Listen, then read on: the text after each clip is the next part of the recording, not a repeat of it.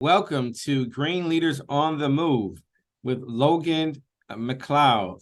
This is Antoine Thompson, the CEO and Executive Director for Greater Washington Region Clean Cities Coalition. We cover DC, parts of Maryland, and Northern Virginia. And we are so glad to be with you here today. We're going to hear from one of our partners and members, Logan McLeod. Logan is the Vice President of Sales and Partnerships at Circuit. He currently oversees new business opportunities, existing partnerships nationally.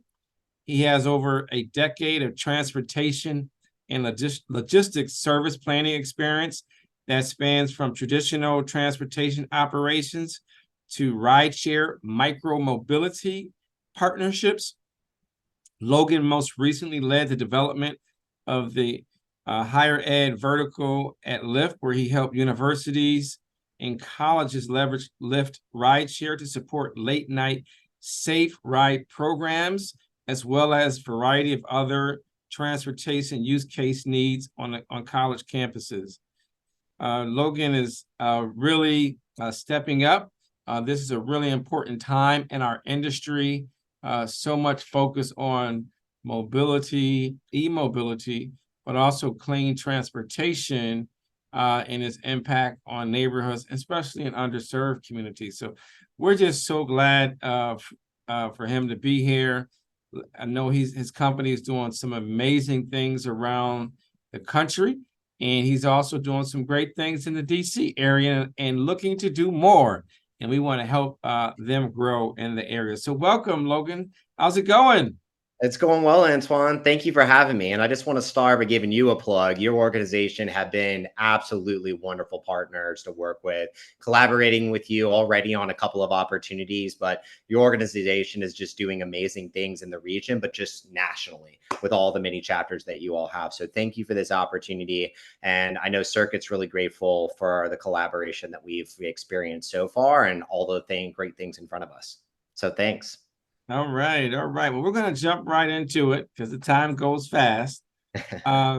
So tell us by giving our listeners an overview of Circuit in your role as Vice President of Sales and Partnerships. Tell us about Circuit. When was it started? How long has it been around? And what do you all do? Yeah, what is this Circuit thing?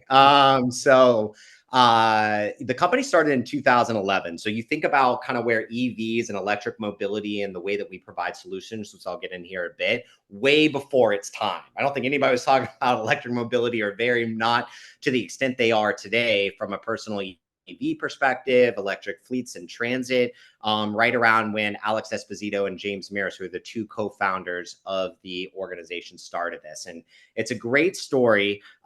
They actually started this in kind of the East Hampton, upstate New York area, where they grew up. And the reason they actually started it, believe it or not, was because of parking issues up and around the beach and different areas in the downtown for when people would want to get to the beach or go there and experience it.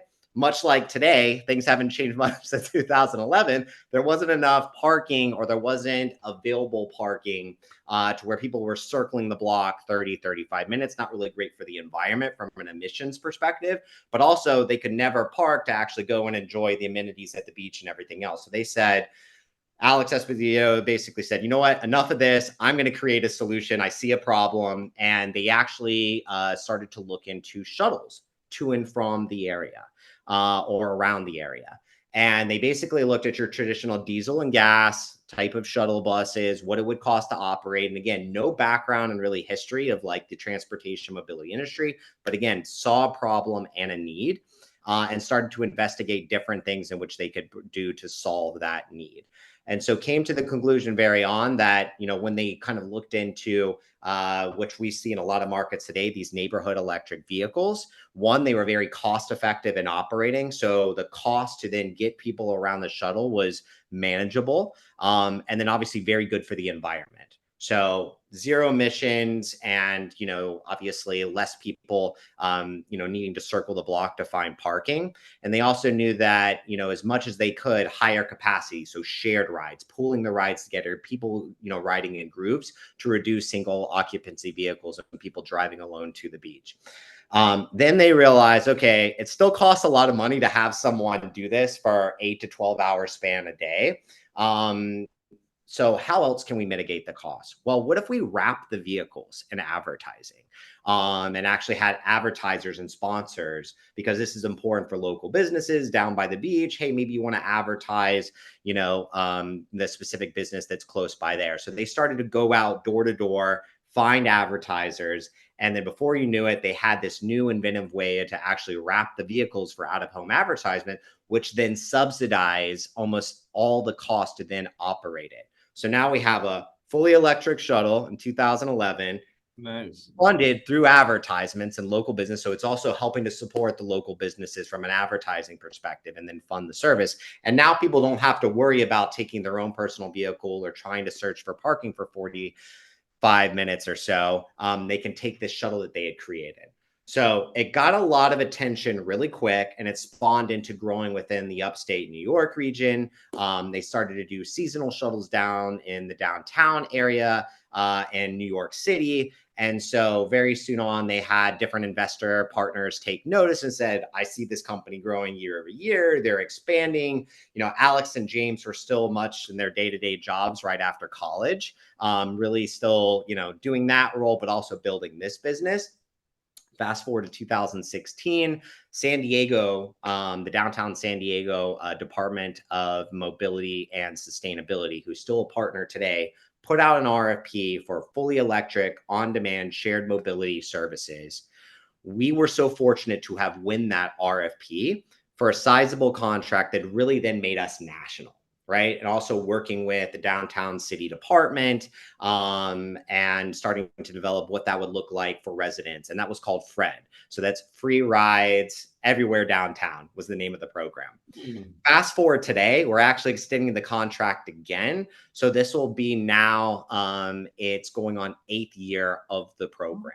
Congratulations. Thank you. Thank you. So I really can't say enough about how innovative Alex and James were in kind of creating this solution. But now, again, San Diego was the first. We are now in 7 states, 39 cities, and the District of Columbia, which you had mentioned before. So we have grown year over year tremendously. And it's really because the solution is getting people out of their vehicles. It's getting more people to ride together. It's also very similar in the experience of Lyft and Uber from a rideshare perspective, but again, shared rides grouped as much as possible, and it's fully electric, right? We have done over 7 million rides without using an ounce of gas. And so we're very proud of, again, the commitments we've made to cities and kind of reducing, parking needs, supporting local businesses from an economic standpoint, reducing SOVs, connecting to transit. In all of our markets today, one of our top 5 locations is always a train or rail station or a fixed route bus within our on-demand coverage area. So we're really creating that first and last mile connection with the solution as well. So let me jump in here with a couple questions for you. So how does Circuit determine where they're gonna go, right? I mean, you've grown a lot since 2011 did you say, or 2008? 2011. 2011. So 12 years, you've grown a lot to 37 cities. And you said how many states? We're in 7 states. 7 39 states. cities in the District of Columbia. 7 states and DC. So how do you all kind of determine where you want to go? What's the secret, or what's the strategy to helping people decide whether or not you all decide where you want to go? Yeah, it's a great question. So there's a couple of things that we take in mind. Our services are really built on short distances. So anywhere between 1 mile and 5 miles is kind of our sweet spot because they're fully electric. battery, having to swap out drivers and all that, that gets the maximum productivity out of the vehicles and the services. So that's where we typically look. Also dense areas where you're going to see a lot of rides, frequency, people needing to go within short distances, is also a place that we look. So density, so there's a downtown area. So we'll work with a lot of organizations that have kind of these downtown coalitions. So it's business improvement districts, which is like the SW bid and the client that we work with in Southwest, in the Wharf area.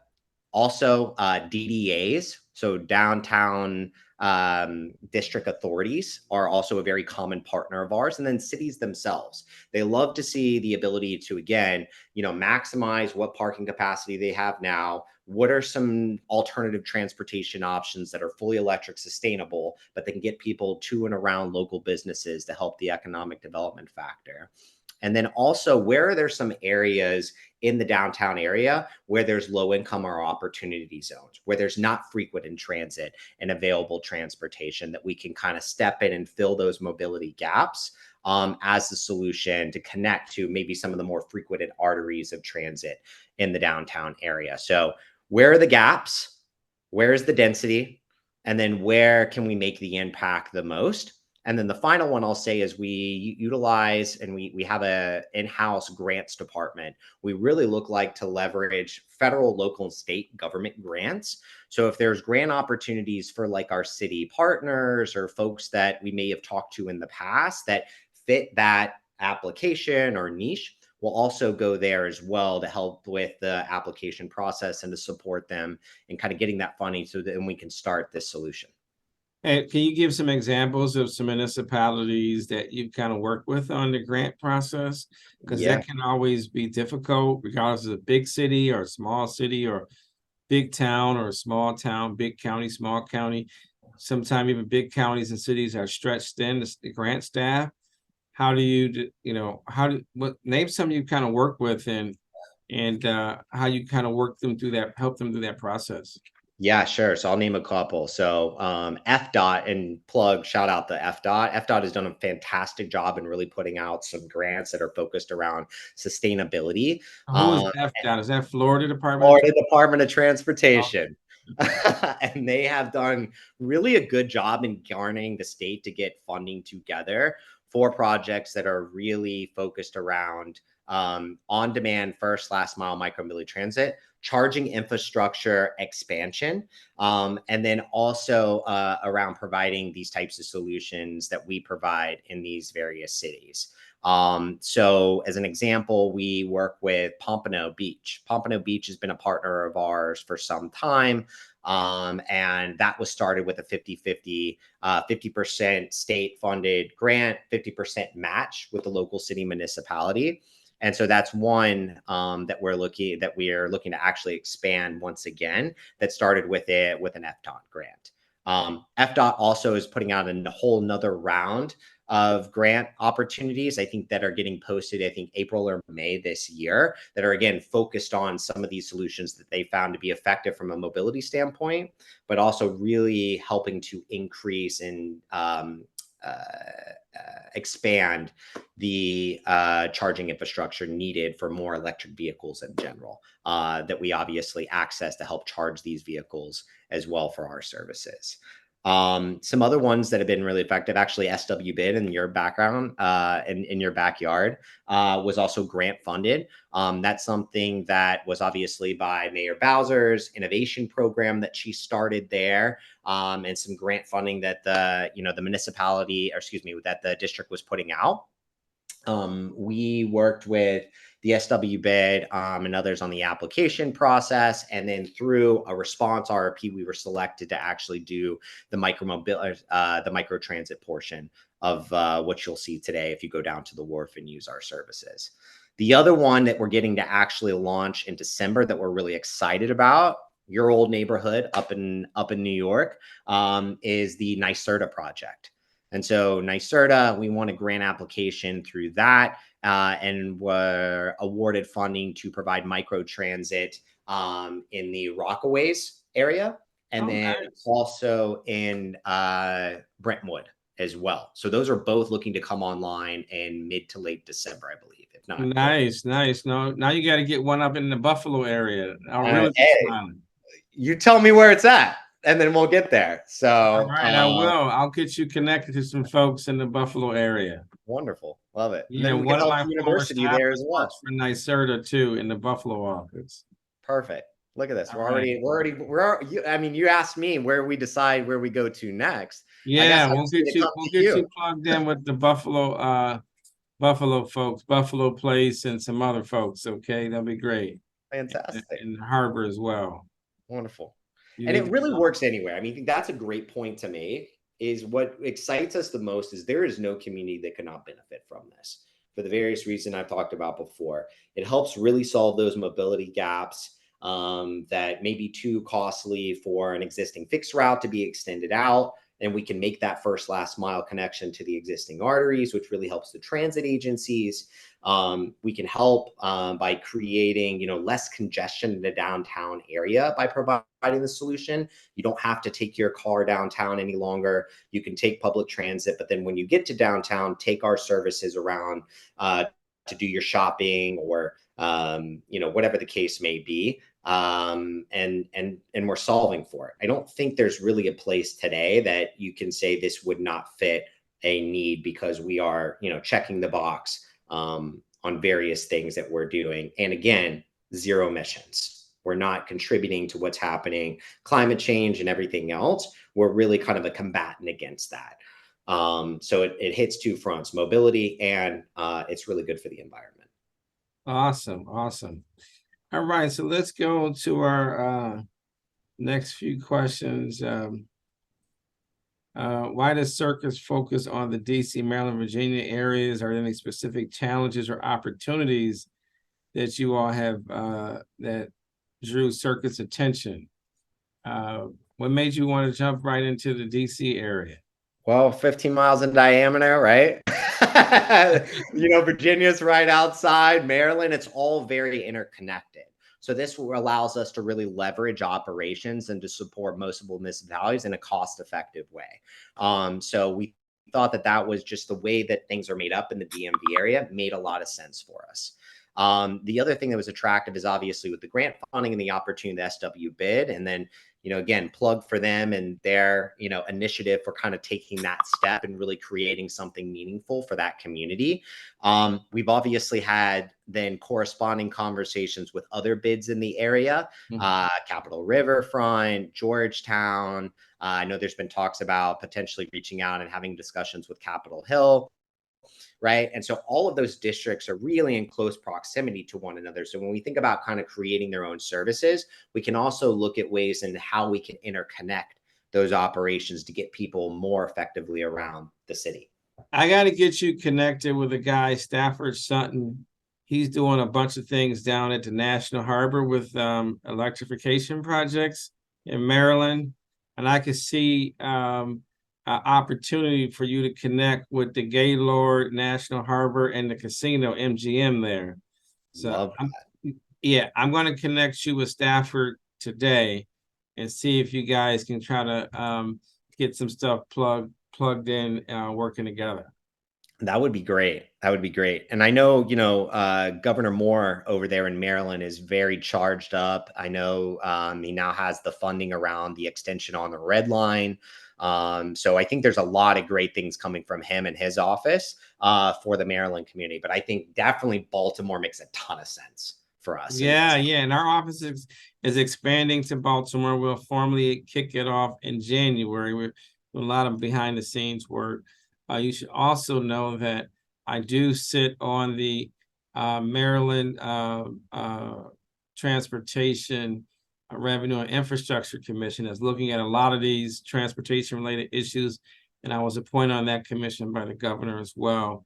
So there's a lot of things that we can do to accelerate this transition to clean energy and clean transportation. Love it. I wanted to find out from you, do you collaborate with faith-based organizations and local governments in the region, especially the faith-based organizations? Have you all worked with any of those? Are you open to that? A lot of faith-based organizations need a lot of help, and they have big fleets too.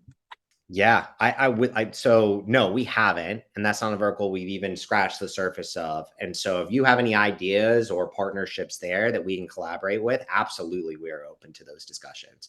And agreed, the need is there.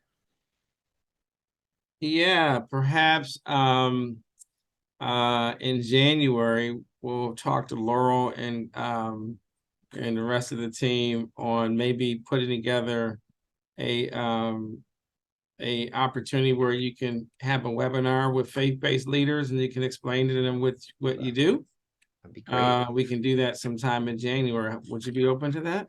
Yes, we'd be very open to that. That'd be Okay, great. that'd be great because I I think mean, we could that even potentially look at bringing in as a revenue stream, a lot of times parking, especially for churches, synagogues, most of it, everything happens on Sunday.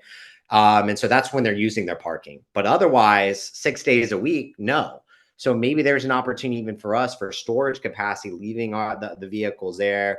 We would pay for that parking, obviously. And the other thing that, I didn't mention previously is we actually have a lot of partnerships, ChargePoint and other EV charging station companies and infrastructure, to where we could bring at those, faith-based organization, facilities and areas, we could bring charging infrastructure to those lots. And so when people come in to worship, they then can say, well, I can charge my vehicle too while I'm in service for, an hour and a half, 2 hours, or whatever the case may be.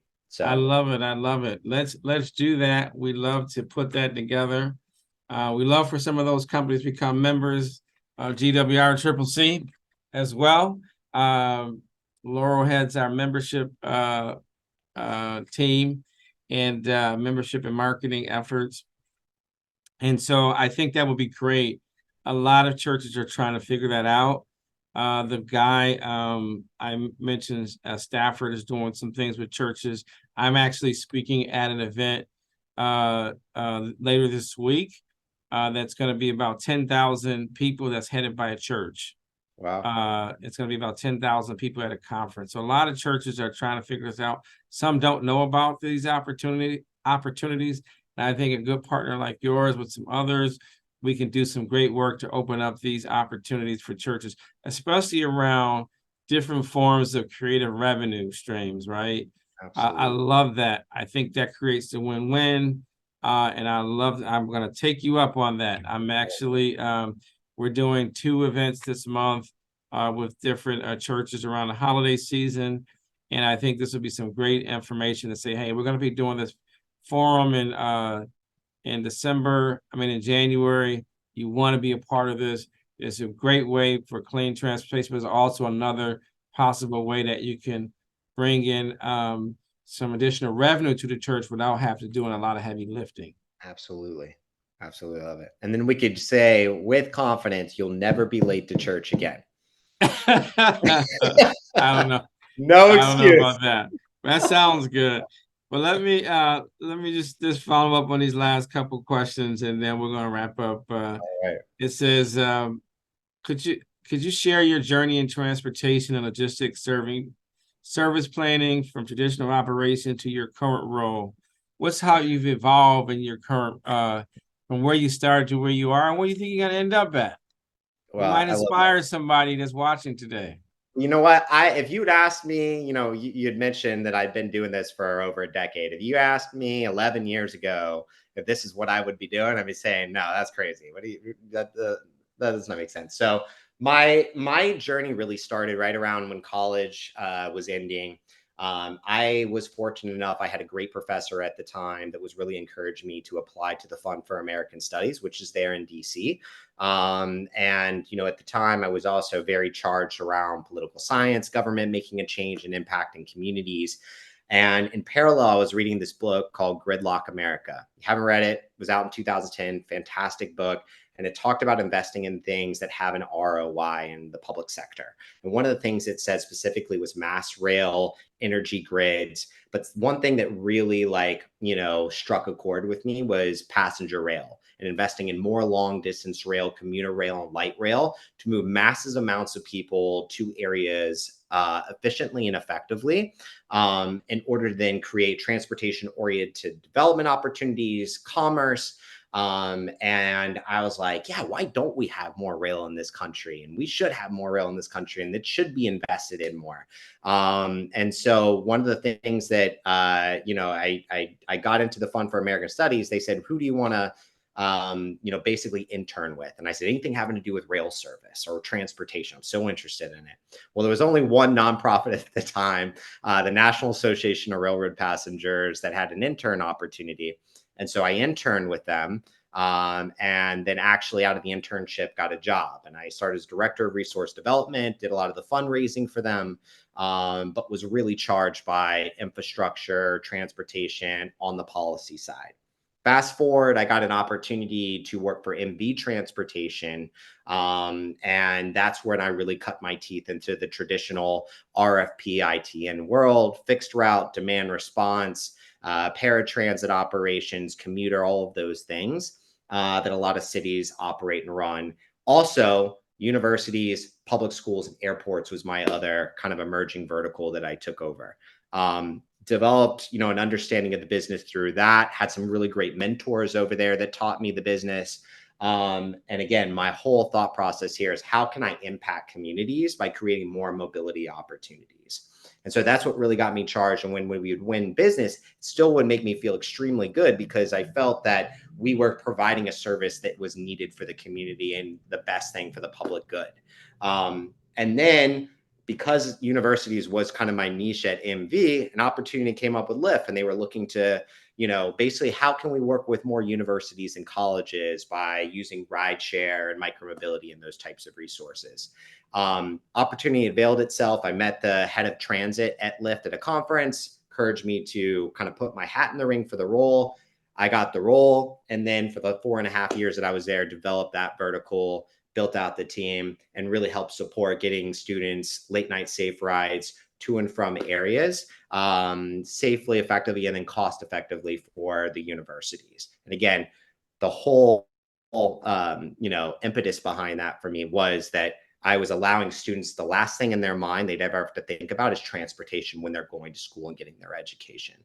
So at the very core of it, and then fast forward, I'm here at Circuit now. What keeps me doing what I'm doing is really the impact that I think my role in these companies is making for cities and communities and municipalities to really help drive their ability to get to and from wherever they need to go, A and B, efficiently, and then also now sustainably, which is very important to me as well from an environmental standpoint. So at the core of it, Antoine, I am just obsessed with transportation mobility, and I do feel like the impact is there, which drives me to do my job every single day. Well, I can definitely feel the passion, the commitment, and the drive for what you're doing. It's clearly not just a job, but something that's deeply embedded in you, and I commend you for that effort. I just want to just give you one last question. Looking ahead, what trends or developments do you see on the horizon for the transportation and mobility industry, and how is Circuit preparing for them? Absolutely. So I'll start by saying there's a very common saying in this business called there's no such thing as a silver bullet. Everything has to be interconnected. Everything complements one another. There's not one company or one mode of transportation out there that's going to solve everything people need. And so I think what's on the horizon is really kind of a forcing effect of companies and different modes coming together and really pushing towards, is this still the best solution, to be operating this type of service? Should we be thinking about another way to approach this? And that's both from a mode perspective. And then I also think from what we're doing, and I think also, which is top of mind, electrification perspective, right?